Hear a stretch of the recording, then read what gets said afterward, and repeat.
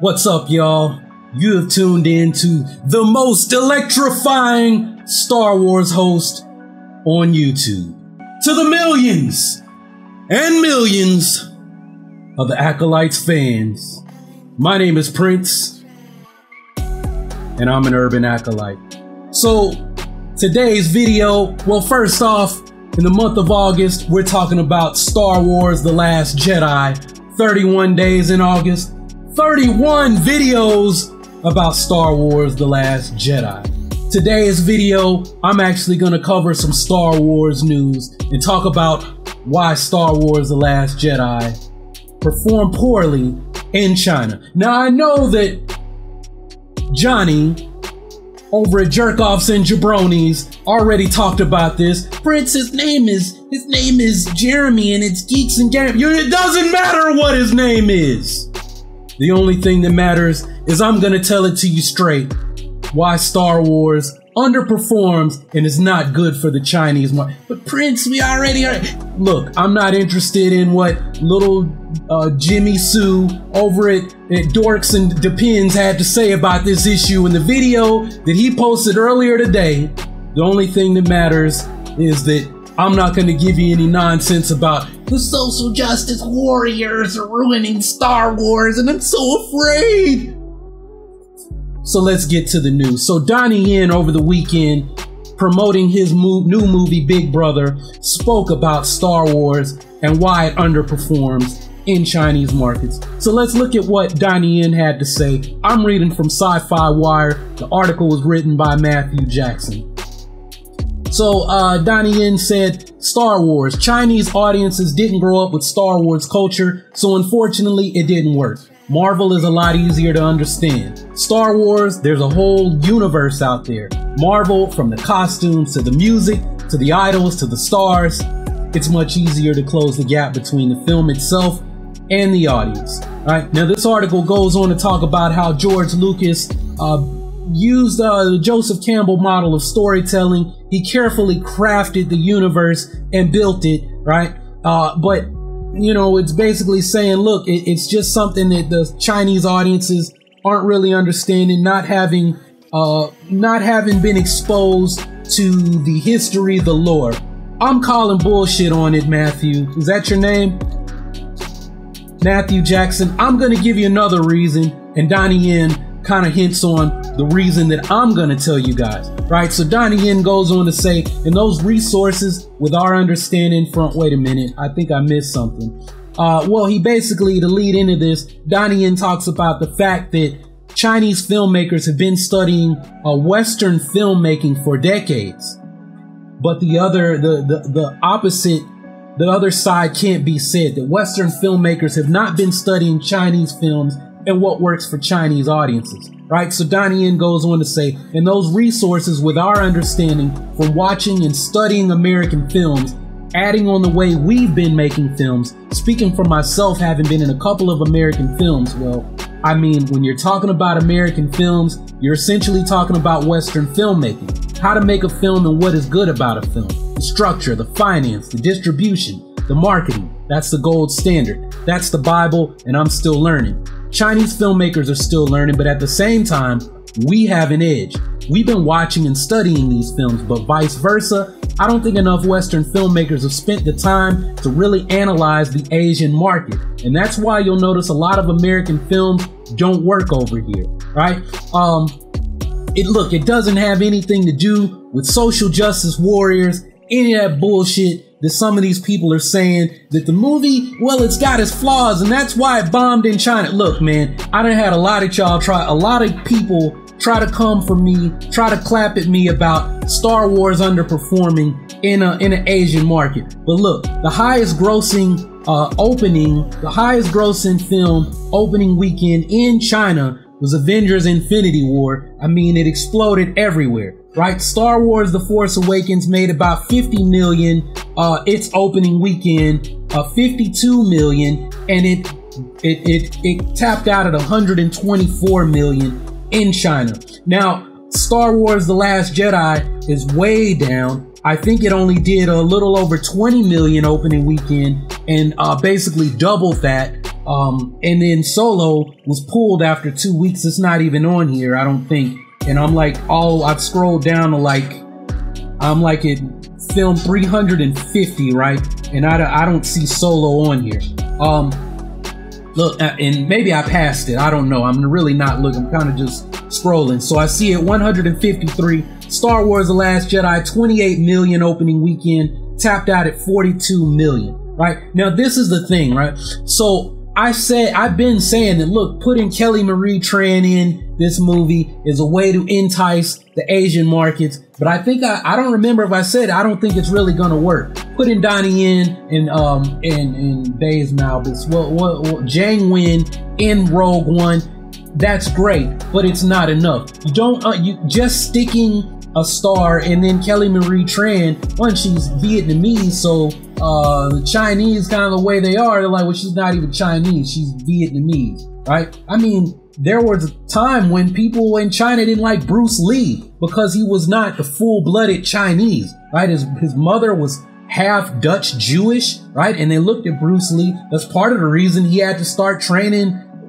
with American students when he came over here from Hong Kong, right? Is because some of the community, like even him training Wing Chun with it, man, they were like, this dude's not full Chinese. He shouldn't be studying here, right? He's a Guilo. He's a foreign devil, right? Even though it's like a quarter, how would they even know that his mom was half, right? So, my point is, a character like Donnie Yen, if you wanted Rogue One to succeed in China, in a Chinese market, one, Donnie Yen, Chirrut Imwe, he's got to have the Force. He's got to be the hero, and he's got to go in somewhere and he's fighting like 50 stormtroopers by himself, using the Force and doing lots of wire work. He basically, you would have had to make him like freaking the Force Unleashed, except he's not a Jedi, he's some other kind of Force user. If you had done that, Rogue One would have done well in China because it wouldn't have been a Star Wars movie, it would have been a Donnie Yen movie with a bunch of Westerners, right? Because that's the power, the star power that Donnie Yen has, and those are the kind of roles that he's played in Chinese wuxia movies, right? Because I've said this numerous other times, Star Wars is a wuxia story for the West, right? So it's like you're taking this thing that is Asian in nature,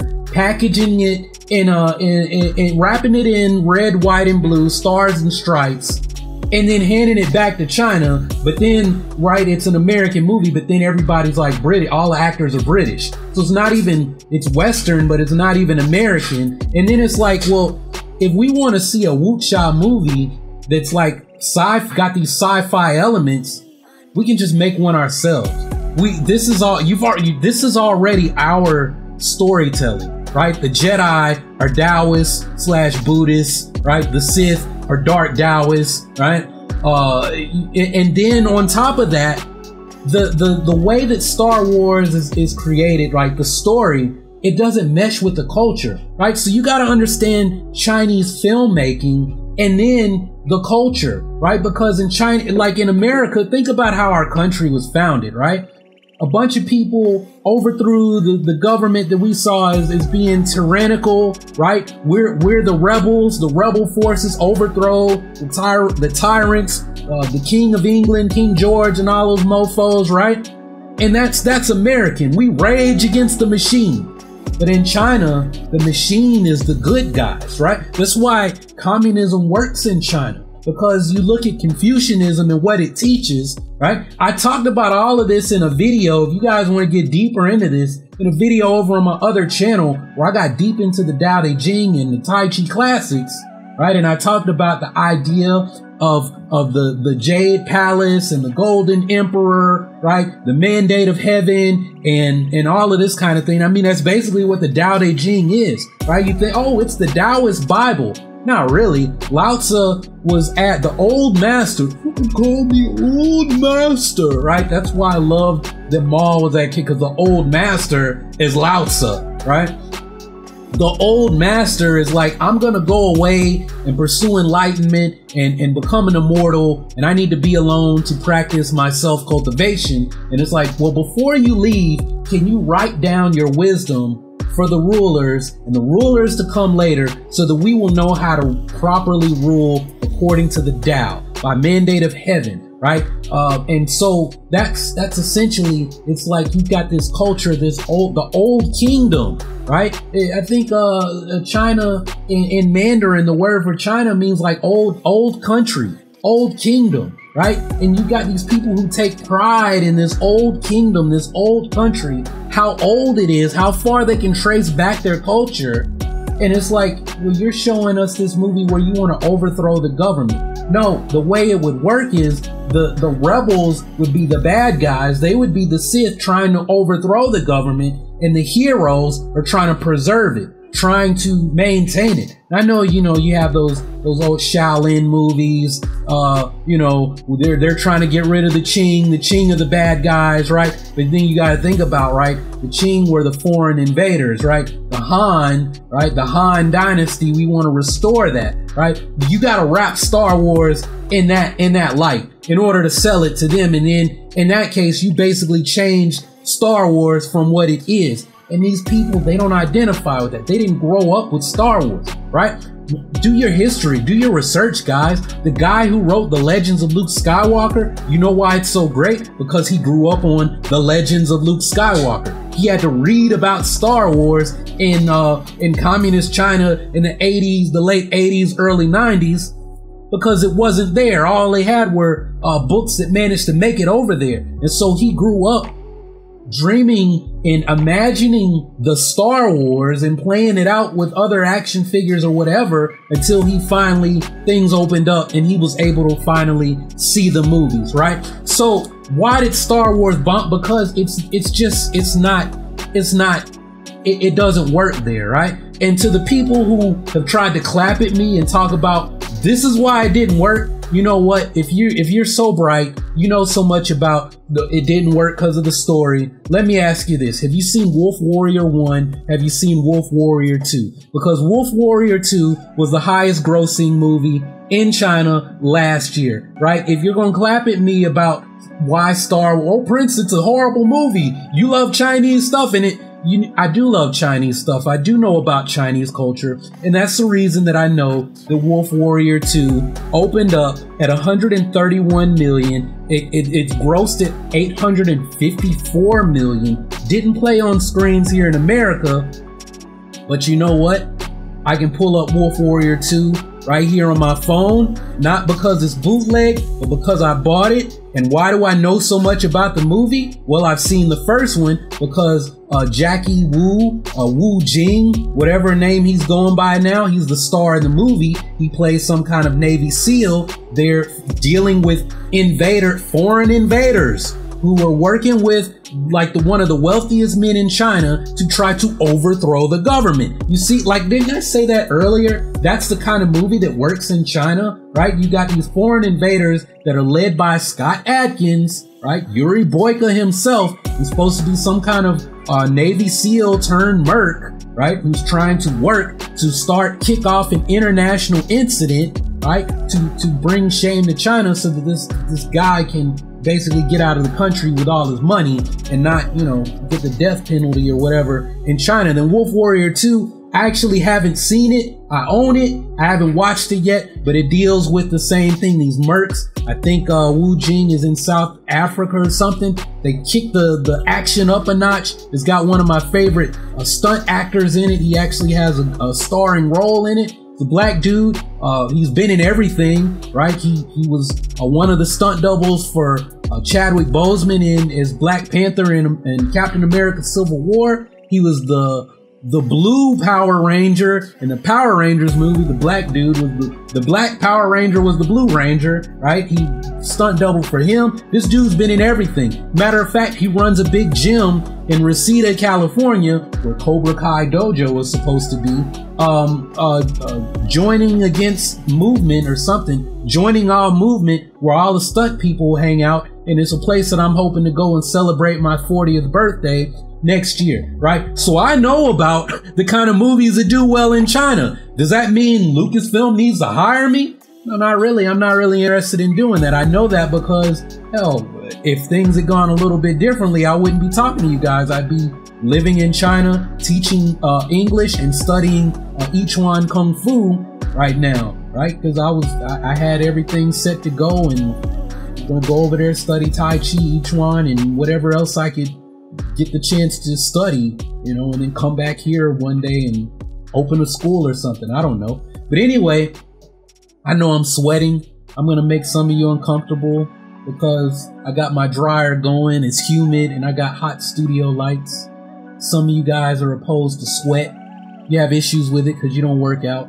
And that's okay. But to the millions and millions of the Acolytes fans, that's all I got for this one. So let me know your thoughts in the comments below, and I'll be checking back to see what you all have to say.